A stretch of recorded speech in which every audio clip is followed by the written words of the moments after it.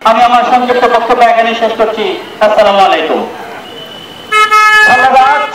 সম্মানিত গাজীপুরবাসী, গাজীপুর জেলা বাংলাদেশের অন্যতম গুরুত্বপূর্ণ রাজনৈতিক, প্রশাসনিক এবং ভৌগোলিক একটি জেলা।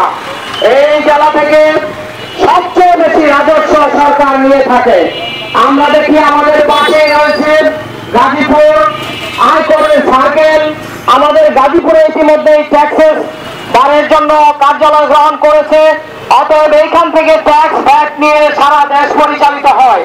আমরা যারা গাজীপুরবাসী, আমরা যদি এখানে যানজট সহ রাস্তাঘাটের অব্যবস্থাপনা, দুরবস্থায় কষ্ট করি, এটা আমাদের জন্য সত্যি অত্যন্ত বেদনার, সত্যি অত্যন্ত লজ্জাজনক। সম্মানিত উপস্থিতি, আজকে আমরা এই মানববন্ধন কর্মসূচির পাশাপাশি সম্মানিত জেলা প্রশাসক মহোদয় এবং গাজীপুর সিটি কর্পোরেশনের সম্মানিত প্রধান নির্বাহী কর্মকর্তা বরাবর আমাদের স্মারকলিপি প্রদান করব। আমরা একটু পরেই আমাদের সম্মানিত লোক হতো, যদি তারা জনগণের জন্য কাজ করতো, তাহলে বিগত সময়ে অবশ্যই এখানে এতদিনে ভাইবা নির্মাণ নিশ্চিত হতো।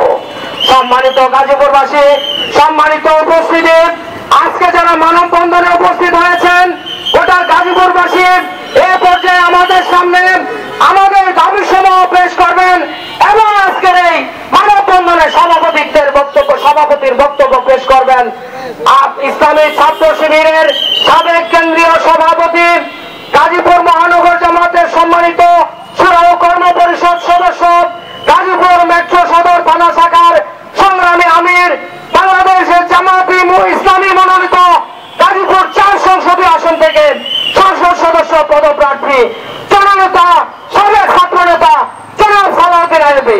সর্বশেষ দাবি হল শিববাড়ি মোড় থেকে হারিনাল হয়ে আনকাটা ব্রিজ পর্যন্ত রাস্তা প্রশস্ত করে 4 লেনে উন্নীত করে গাজীপুরবাসীকে স্থানীয় অতিথি জনাব সফরি কাজল, বাংলাদেশ ইসলামী ছাত্র শিবিরের নেতৃবৃন্দ উপস্থিত, দুর্ভোগে আক্রান্ত, বিপর্যস্ত, ক্ষতিগ্রস্ত গাজীপুরবাসী, আমরা খুব দুঃখের সাথে লক্ষ্য করেছি, আমি গত কিছুদিন আগে গোপালগঞ্জ সফর করেছিলাম।